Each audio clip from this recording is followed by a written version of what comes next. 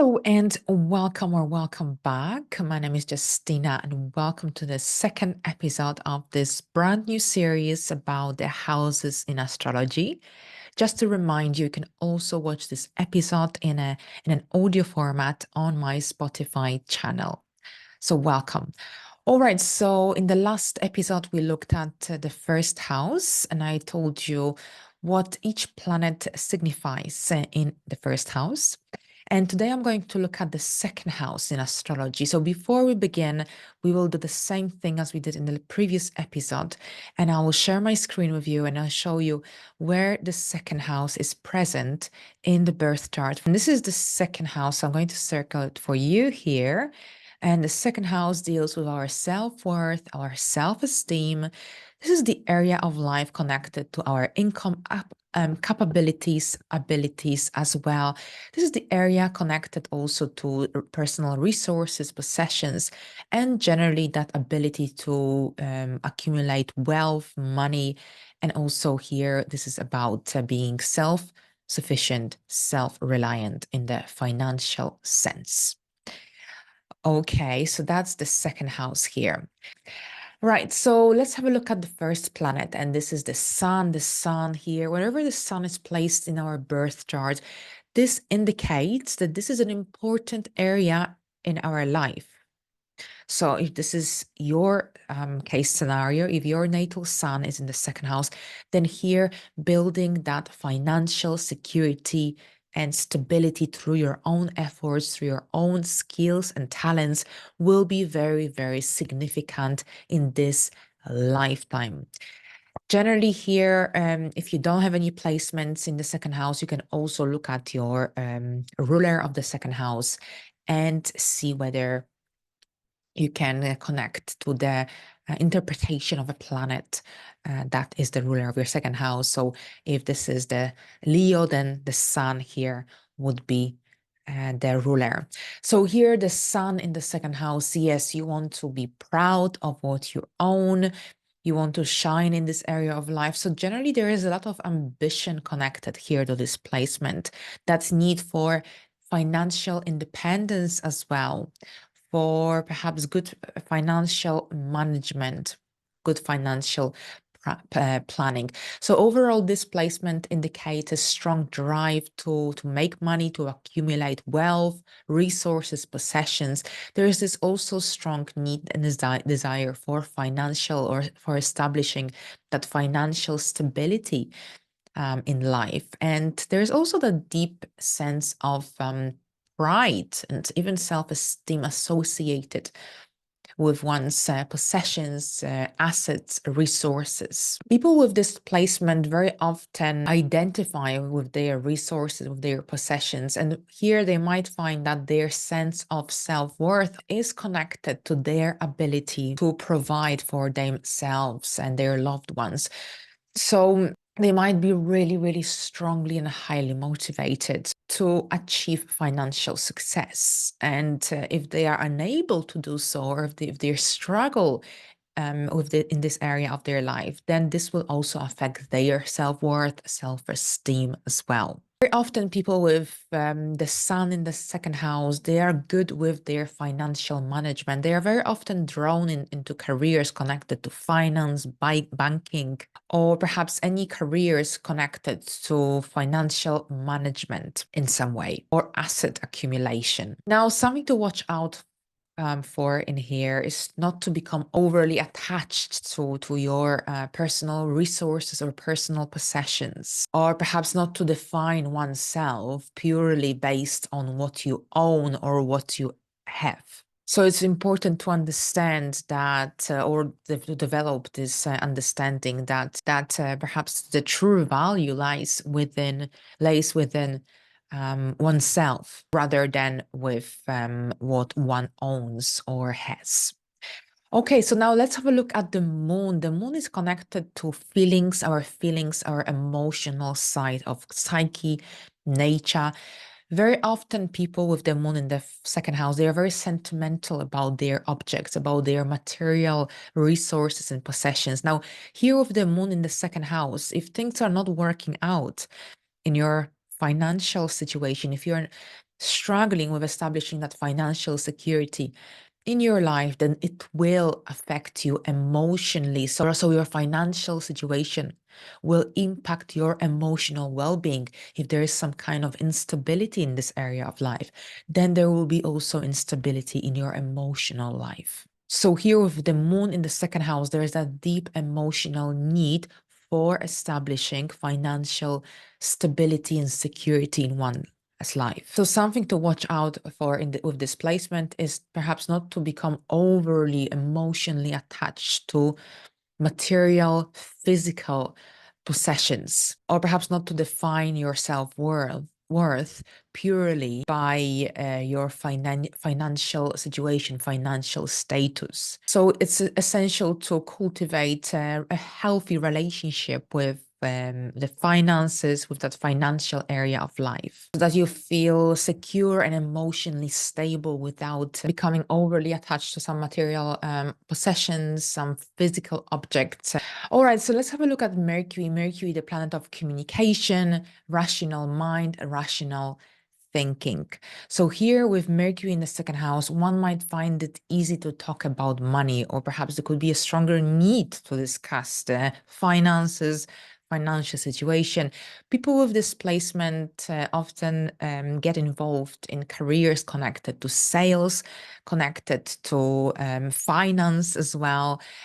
They could become financial advisors or perhaps accountants. Mercury in the second house, there is often this very deep understanding of the value of money and assets. Mercury in the second house, you might be detail-oriented when it comes to the financial matters, budgeting, financial planning, and you might have a talent for negotiating and communicating about financial matters, whether this is in your personal life or in your professional life. At the same time, with this placement, it's really important not to be overly obsessed with money or financial matters or financial stability, security. It's all about your moderation in this case scenario, if this is the case. Because very often with Mercury in the second house, the finances or financial security, stability can dominate one's mind or thoughts or communication style. And here people with this placement will benefit from having a hobby or an interest that isn't connected to finance, to that financial area of life. So something different, something that could help you to drift your mind away from that financial area of your life. Something that could bring you joy and fulfillment as well. All right, so let's have a look at Venus now. Venus, the planet connected to harmony, balance, beauty, creativity. So here with Venus in the second house, there is often that sense of beauty, pleasure, harmony, closely connected to the material possessions, resources, financial stability, and security as well. This placement can also indicate very strong appreciation towards beauty, towards art, towards luxury, towards things of value. But at the same time, with Venus in the second house, there is this strong need for security and stability in one's life. With Venus in the second house, there is often this strong need for accumulating material resources, possessions. So one can have a very expensive taste, but at the same time, people with this placement, they enjoy spending money on things that are of a meaningful nature, or perhaps something of value, something connected to creativity, beauty, or something of a luxurious nature as well. Venus here brings luck when it comes to money, along with Jupiter. Venus can really help to establish that well-balanced energy in this area of life. Of course, we have to look at what else is happening in the chart, what aspects Venus makes to other planets or the ruler of the second house. So here with Venus in the second house, one can have a talent for creating beauty in their surroundings, perhaps decorating your living space or your office space. So there is this need for beauty and or to be surrounded by beautiful objects, beautiful items. Something to watch out for the displacement is not to become overly attached to the material resources, possessions. It's about developing a healthy relationship with the material world. But it's really important to remember that the true beauty, the true pleasure comes from within, and that the material object, resources, possessions are very often just a temporary satisfaction. Now, with Mars in the second house, Mars is the planet connected to drive, motivation, courage. So, with Mars in the second house, one can have a lot of drive to make money. Very ambitious, very driven, very kind of driven as well when it comes to starting something new and fresh. Now, Mars can also give one a rather risky attitude towards money making. Very often, people with displacement work in sales or perhaps in the stock market. So, very often, there is that need for competitive actions or perhaps for working in a competitive environment. Here, Mars in the second house can give one a very strong drive and motivation for establishing or for building financial security and success, as well as willingness to work hard, to take risks in order to achieve these goals and objectives. So here, people with displacement might be really driven and motivated by the idea or by the prospects of financial gain. And they might be able to put the necessary work, the necessary effort, and take the necessary risks in order to reach these goals and objectives. They might be also highly competitive when it comes to their financial matters. But at the same time, with that competitive side of nature, it's really important here with this placement not to become overly aggressive or impulsive in your actions when it comes to reaching that financial success or reaching those financial goals. So here with this placement, it's important to remember that money and resources, assets, possessions are not purely measures of success, but there are other areas of life that are worth pursuing as well. So here with this placement, it's really, really essential to find a healthy balance between that drive for financial success, financial stability, and also the overall well-being. So with Mars in the second house, it's also very beneficial to find a way or an outlet to release the excess of these Martian energies, perhaps on doing something physical, of a physical nature. Now, with Jupiter in the second house, with Jupiter brings a lot of hope and positive, abundant energy into this area of your life. With Jupiter in the second house, there is hope, there is that ability to see the light at the end of the tunnel, opportunities. It's a very lucky placement here, Jupiter in the second house.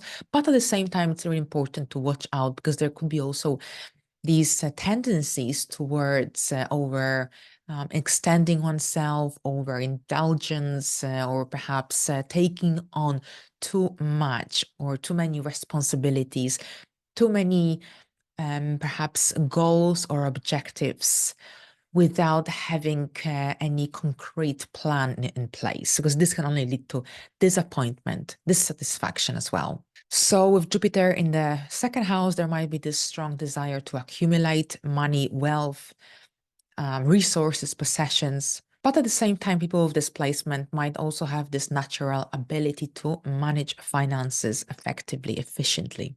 There is this positive attitude towards money that tends to attract wealth, tends to attract positive opportunities connected to finances. Here with Jupiter in the second house, one can be also very generous with their resources, with their possessions, with their money, finances. Now, something to watch out for is that possible tendency towards overspending or taking unnecessary risks, as this can lead to instability in this area of life. So those with Jupiter in the second house might really benefit from learning more about financial planning or perhaps about some investment strategies to benefit their financial success, financial growth in a positive long-term sense. Now with Saturn in the second house, Saturn generally can Saturn in the second house can bring delays when it comes to finances. Often Saturn in the second house create late bloomers, so to speak. So what it means is that perhaps in the initial phase of life, there could have been financial struggles, difficulties, but this is likely to change after your first Saturn return. So there are a lot of lessons that come with this placement, lessons connected to self-worth, self-esteem, financial management, financial planning. And overall, there is this amazing opportunity for building that this financial security and stability, but perhaps not initially. There could be a certain degree of delay. But at the same time, people with Saturn in the second house might be cautious with money. And they have this inner sense of responsibility as well. They might also have a self-control, a strong self-control when it comes to their money spending habits. Of course, it will depend on other placements in your chart, what aspects Saturn makes to other natal placements and your second house ruler. But here, generally with Saturn in the second house, very often there are a certain degree of limitations when it comes to that financial growth in the initial phase of life. Very often people with this placement tend to hold on to their possessions, or perhaps they tend to accumulate resources, possessions, because this gives them this sense of security, of stability as well. So while a responsible approach towards finances, towards wealth, towards money can be really beneficial in many ways, it's really important also to be mindful of any tendencies towards fear, or fear to spend, or fear not to be financially sufficient or financially independent. So I think one of the lessons is to overcome that fear that you might have inside you, to develop a healthy sense of self-worth and self-esteem from within.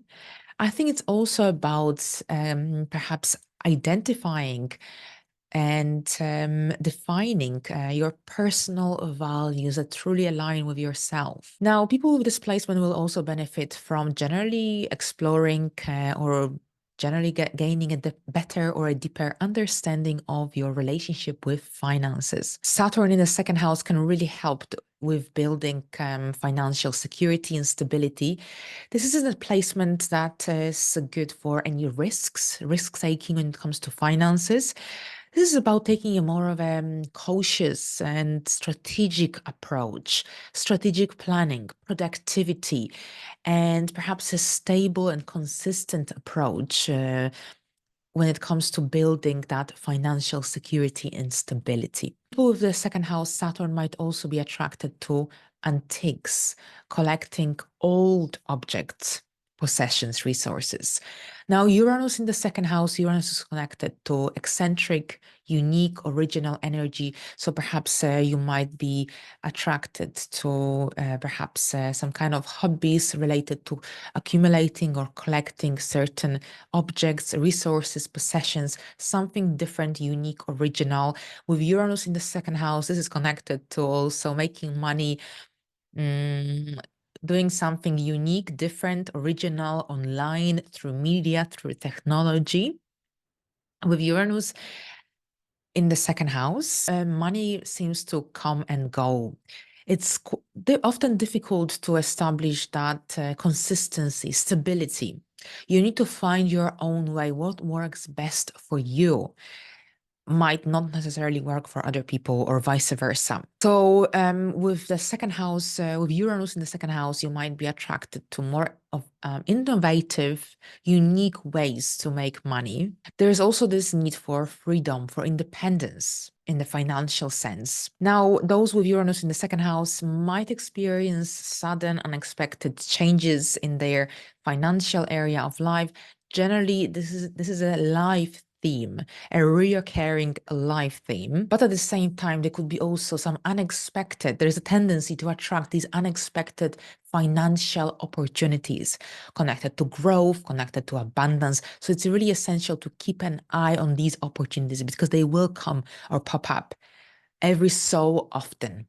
There is also a tendency towards risk taking with this placement. So it's something to also be mindful of. So it's really essential to be mindful of any tendencies towards recklessness or impulsivity when it comes to spending money. So I think with this placement, it's important to approach this financial area of life with a sense of balance and caution, because overall Uranus in the second house can bring that sense of excitement and predictability here when it comes to making money or spending money. So with that sense of balance and caution, perhaps you can avoid making the wrong choices or bad decisions that could negatively influence your financial area of life, or perhaps create instability in this area of life.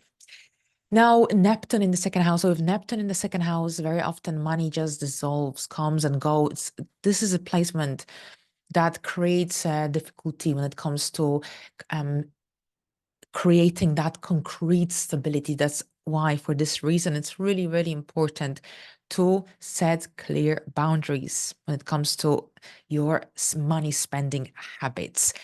With Neptune here, very often there is that strong attraction towards spirituality, or perhaps working in a spiritual, holistic world. There's a tendency to idealize or romanticize money. People with displacement often struggle with a sense of self-worth and value. Here with Neptune in the second house, one may experience confusion or perhaps lack of clarity early in life when it comes to their own personal values, when it comes to their sense esteem and self-worth. With Neptune in the second house, one may have experienced confusion or some financial difficulties early in life, which could have led to a sense of instability, insecurity around money, around financial security and stability, confusion perhaps around how to build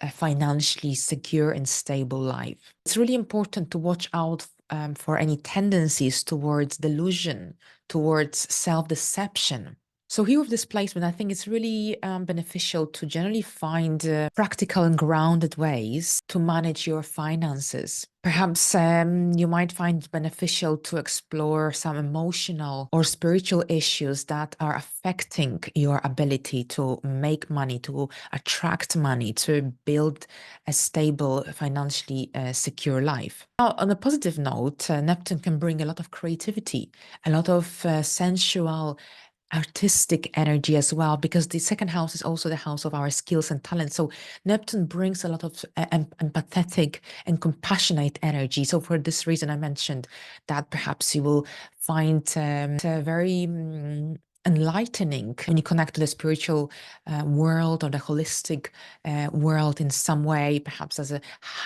side hustle. Perhaps you'll also enjoy a more spiritual, metaphysical approaches towards wealth and abundance, like law of attraction, for example, grounding exercises as well. All right, so with Pluto in the second house, Pluto is connected to transformation and regeneration. So when Pluto is here, there was likely some major transformation in a person's life when it comes to their personal values, when it comes to their approach to make money, to manage finances. So there's kind of like some kind of situation that would have likely occurred in this person's life that completely changed their outlook on the financial area of their life. With Pluto in the second house, one may have a very strong need for power, for control when it comes to their financial area of life. And people with this placement are often attracted to investments or perhaps some financial opportunities that have the potential for high returns. Now, with Pluto in the second house, one may experience intense, transformative changes in their financial situation. Or perhaps one might be very secretive when it comes to their possessions, resources. The negative manifestation of this placement is a tendency to be manipulative with money, or perhaps obsessed with money making. So here overall with Pluto in the second house, there is this very strong and transformative approach to money making. But it's really important to remember here with this placement, find a healthy balance between following financial goals and objectives, maintaining a sense of integrity and ethics in the financial area, in this financial area of life. So I think it's all about approaching money with a sense of balance, a sense of responsibility. Okay, so we reached the final planet for this video. Thank you very much, and I will see you in the next episode. And the third episode will be about the third house. So thank you.